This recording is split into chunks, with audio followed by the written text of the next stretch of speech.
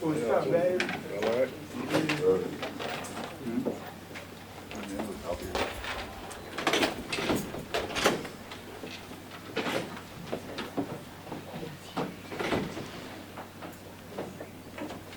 Turn that phone off.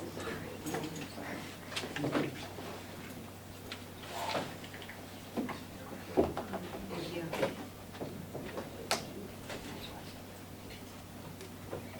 We are on the record with file 9842817-FC. Could you state your name for the record, please? Tawon Piggee. Thank you. This is the date and time set for a resentence because the laws have changed on defendants that were 18 or less at the time. This resentence has come up. Is that, would the attorneys please place their appearances on the record along with their number? Thank you, Your Honor. Heather Bloomquist, P80117. And good morning, Your Honor. Emily New, P85234 on behalf of Tawon Piggee.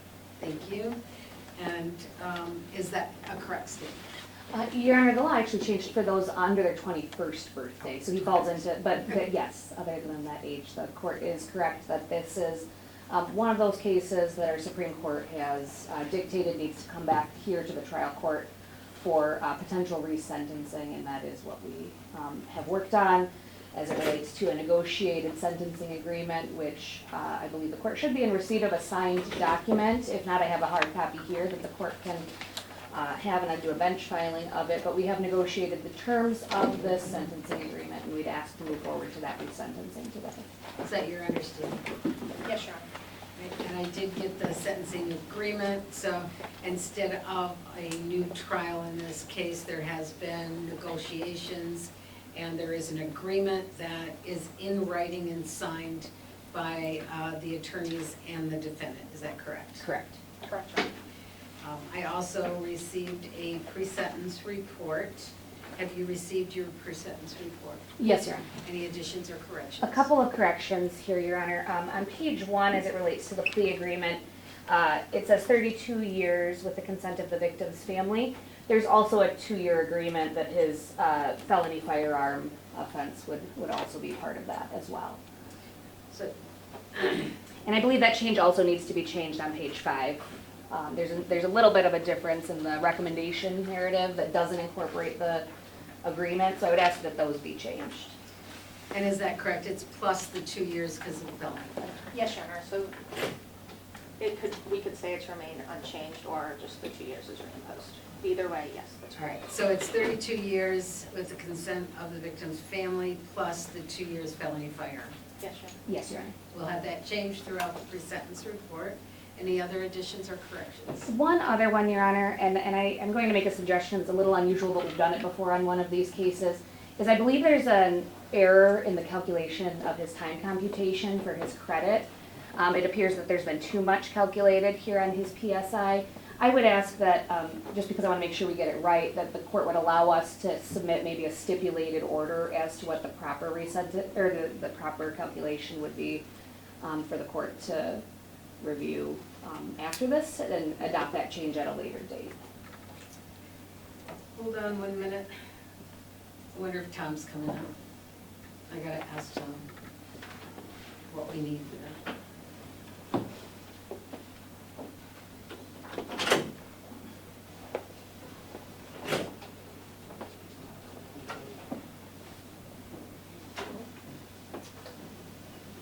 You don't want to give them that credit. They're gonna get credit later, and I would take it.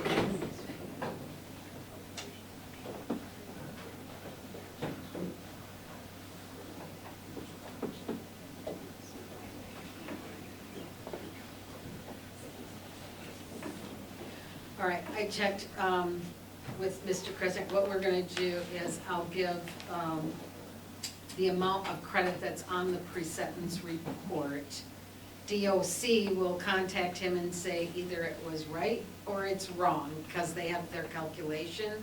and then we will have to change that credit. My only concern, Your Honor, I believe, and I'm a lawyer, I'm not a mathematician, but I think this amount of credit goes over the amount of sentence he is set to receive. So that's why it's quite different, so. Okay. If it's acceptable, I could try to hammer this out before the actual typing of the judgment of sentence and try to get something. Because he'll be doing it, he's doing it now, so I can we- stay after court. and we Okay. can- Yeah. we'll need those calculations before that. Okay, if that's agreeable, we'll just stay after the hearing itself to get the number to Mr. President. All right, I have no other additions or corrections. all right. So I'm not gonna give the credit, and that will be changed as you guys get together after court. But that gets to Mr. Kresnick before too long. Yes, Your Honor, and we would ask that he get credit for all the time he has served. And no objection to Yeah. that. All right, so I'll state on the record that he gets credit for the time that he has served Since arrest. since, that he gets credit for, I'll give him the 730 on the felony firearm one, and on the other one, credits to be determined as he has accumulated them. I think that sounds. No And then objection. we can get that number to Mr. Kresge. Sound good? Yes, Your Honor. Yes, Your Honor. Any other additions or corrections, Ms. Wilkins? No, Your Honor. Have you had an opportunity to review the pre-sentence report, Ms. New? I have, Your Honor. And do you have any additions or corrections? Just a few. So I'm on page 1 of evaluation and plan of the total PDF. That's the 3rd page of the total document. Okay? I'm in the 4th paragraph. From the last line of that paragraph, going up 3, it says that his GED certificate was awarded in 2004. That should say 2001. All right, we'll have that changed to 2001. And then on the next page, page 2 of this section, just the top paragraph, at the very end, we're requesting, because Mr. Tawon has just finished a restorative justice program, and I do have the certificate here as proof, requesting that it be added just to the end of it, that he's completed restorative justice, a restorative justice class. Completed a restorative justice class, when, date? And he completed that on April 27th, 2026. We'll have that added. And then the other one left off, and I do believe this is my fault, that he has completed the Chance for Life reentry program. So Chance for Life re-entry program? Yes, Your Honor. And when was that? That was in 2023. We'll have that added. Thank you, Your Honor. Any other additions or corrections? So now page 3, so the next page. Under recommendation narrative, the 2nd paragraph. This paragraph begins with, considering the above information in conjunction with the agreement in this matter with regard to count 1, it is recommended. It then says recommends 37 years. I believe because it begins with saying in conjunction with the agreement, which was previously referenced, that she meant to put 32 here, that the agent meant 32. I agree, Your Honor. You agree. 32 years to 60 years. Yes, Your Honor.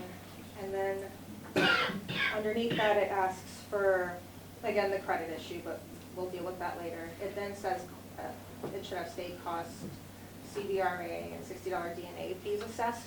Our agreement has that it should just, there should be no additional fines and fees, that it should be just what the original sentencing judge said. So we would And ask that that should be. it should be the exact same as it says in here. So it still has to be on the, even though it's already been ordered, it has to be in here because it's a new sentence. So it will be the same as it was. It's just going, I'm gonna say it again. But it won't be in addition to It what will he's not be in been assessed. addition, correct. Okay. Now also, so we're taking out with credit for 19,480 days. Yes.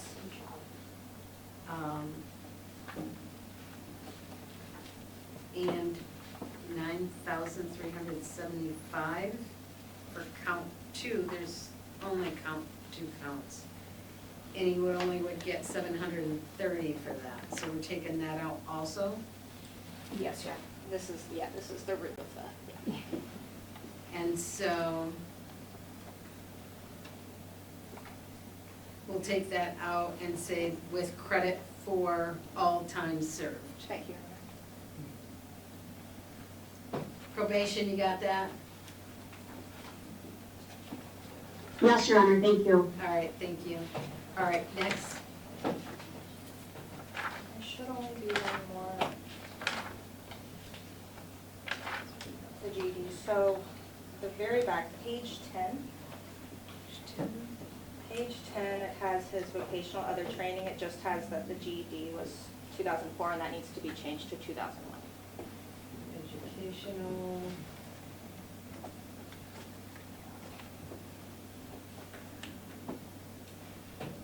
GED, you said 2001? 2001. 1.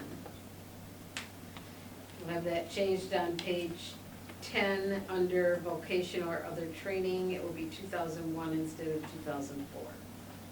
Any other additions or corrections? That is all from me, Your Honor, thank you. Thank you. Mr. Piggee, have you had an opportunity to review your presentence report? Yes, ma'am. Do you have any additions or corrections other than the ones that your attorney has already made? No. Thank you. Anything you'd like to say before sentencing? Yes, Your Honor, these cases are always extremely difficult for the victims' families because they've had closure in the sense of a sentence, and then due to changes from our Michigan Supreme Court, the cases are reopened, and so are their wounds. And having to come back and relive what they've been dealing with since 1998. It's extremely difficult. We did consult at great length with Mr. Stewart's family in this matter, and they did agree with entering into a sentencing agreement. Unfortunately, due to some unforeseen circumstances, they could not be here today. However, they were okay with us moving forward today and with us letting them know what happened after today's hearing. But, Your Honor, the agreement that's been negotiated here, I believe, is appropriate. It's should be ordered by the court, and it's consistent with what our Supreme Court has ordered us to do at the trial level. So I'd ask you to follow it. Yes, ma'am. Anything you'd like to say before sentencing? Yes, Your Honor, thank you. Your Honor, we are here today because of Mr. Piggee's choices. Both the terrible choices he made as a teenager on October 9th, 1998, and the very different choices he has made in the 27 years since. On that night in 1998, Mr. Piggee let a foolish dispute between his friend and another young man spiral into deadly violence. He fired a gun from a car at a group of people aiming at someone who had fought with his co-defendant earlier in that night. He missed, and instead he killed Santa Stewart. Santa and Mr. Piggee grew up together. They grew up in the same neighborhood, went to the same middle school, played basketball together in gym and at recess. Mr. Piggee remembers Mr. Stewart fondly. He was a quiet kid, a nice kid, always making people laugh. Nothing that happens in this courtroom can undo the fact that Mr. Piggee's actions took Mr. Stewart's life and left a permanent devastating loss to his family and to this community. It should also be recognized that this resentencing is extremely difficult for Mr. Stewart's family. It requires them to return to the worst moments of their life, to reopen wounds that have never healed, and the fact that the law requires us to revisit this sentence does not lessen the depth of their grief in any way, their anger or their exhaustion with this process. And Mr. Piggee very much understands that his actions are the reason that they have to endure this again. We are also here today because Mr. Piggee has chosen to become who he has chosen to become in the decades since. He is no longer an 18-year-old acting out of immaturity, impulsivity, and peer pressure. He is a middle-aged man who has spent years confronting the harm he has caused, taking responsibility for his actions, and working consistently to change the way he thinks, his behavior, and his character. The law has now changed to reflect the fact that young people change. And I know the court is very familiar with this legal framework, why we are here today, and I've described it in my memorandum that I filed. In short, the U.S. Supreme Court has held that mandatory life without parole for people who commit first-degree murder under 18 violates the Constitution's ban on cruel or unusual punishment. The Michigan Supreme Court went further and held that mandatory life without parole for those under 21 violates the Michigan's constitutional provision against cruel or unusual punishment. These court decisions rest on decades of research showing that adolescents are different from adults in ways that matter for sentencing. They are more impulsive, more susceptible to peer pressure, and far more capable of change and rehabilitation, as Mr. Piggee exemplifies. In this case, after thorough review of the facts and Mr. Piggee's record, the prosecution and the defense, we have agreed that a sentence of 32 to 60 years is appropriate. This will allow Mr. Piggee to see the parole board. It will not allow for his immediate release. It is now up to the parole board to decide whether or not he has a chance for freedom. And this agreement reflects not only the seriousness of the harm he has caused, but also who he has become. His background, his life experience, and his efforts at rehabilitation, which I've outlined in the memo I submitted to the court, and which is also described in the PSIR, which we just went over. And it is, in this case, an appropriate sentence. I point out to the court that Mr. Piggee has the enduring support of his mother and sister-in-law who are present in court today. Unfortunately, I do think Your Honor is familiar with them, with the type of family, with how much love they do give to their family members, and that they know very much what it is like to be on the other side of this aisle. And they know how to support Mr. Piggee, not just in the reentry, but in his goal of preventing another young man from going down this path.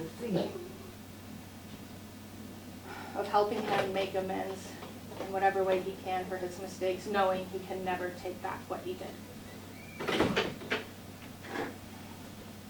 Your Honor, I think at this time, Mr. Piggee would like to make a statement to the court. Even though Mr. Stewart's family is not here today, he has prepared a statement for them. Thank you. You may make a statement at this time if you would like. I wrote some out. I just always wanted to apologize to the Stewart family. I want to give my deepest and most sincere apology for taking their sons and brothers' lives. I know there are no words that can undo what I did or erase the pain I've caused. For the past 27 years, I lived with regret and remorse for my actions. I was young, immature, made terrible decisions that changed lives forever. I don't ask for forgiveness because I understand it is not something I'm entitled to, but I am sorry for the damage I caused. Thank you. Thank you. In this situation back then, you were given life without parole because you took a life. And not always agreeing with the new laws, and what happens is things have changed. They say, well, 21 and younger shouldn't get life without parole because their minds aren't formed and they are influenced, but it's still a life that's been taken. It doesn't matter how old he was at the time, there's a life taken. So, you know, it gets the community, they go, well, you get a free rein for committing murder before you're 21, so go ahead and take that shot because we won't give you life without parole and you'll be able to get out again because the legislature said that's okay. But it's not okay that you take a life and you're okay under the age of 21. But I do understand some of the reasons why they've done what they've done and evaluated it. And whether I like the laws or not, I also must follow those laws, which means that you will be resentenced on this and your other sentence will be changed. There is an agreement. There's been negotiated on what this sentence would be. Mr. Piggee, I hope, for your sake, that when you get out, because you now will be getting out, that your life has changed and that you will impress and influence others who are on this same path not to do this, not to go down that same path. You are able to give the community that you are going to be living in an insight to something they don't have, and whether they listen or not, be the voice. May the sentence of the court on charge 4, 2 years to 2 years at the Michigan Department of Corrections with 730 days credit. $68 state charge, $60 DNA. As to charge 3, be the sentence of the court, you serve 32 years to 60 years at the Michigan Department of Corrections. This must be served consecutive and after anything you do on charge 4. Days credit, you will get the credit of days that you have accumulated since the October 11th of 1998, when you were arrested. $130 crime victim fund.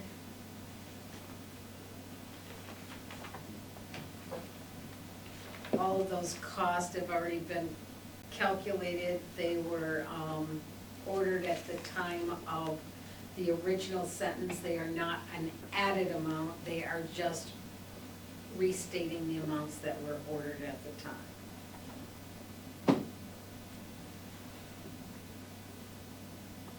Probation, did I miss anything? I don't think so, Your Honor. Ms. Bluquist? Your Honor, I just would put on the record, we haven't mentioned it yet, there was a part of the agreement, which I don't think the court needs to put in its judgment of sentence, but if the Stewart family was interested in victim offender mediation, the defendant agrees that he would participate. Thank you. So anything further? No. Anything further? Thank you. You have the right to file an application for leave to appeal your conviction and sentence. If you are financially unable to afford an attorney, one would be appointed for you at public expense. You have 42 days from today's date to appeal. Good luck to you.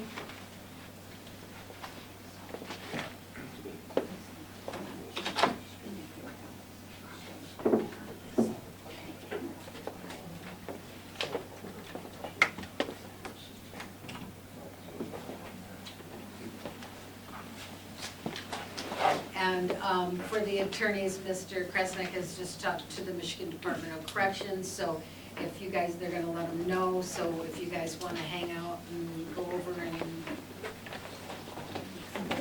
that way you guys don't have to try to calculate yourself.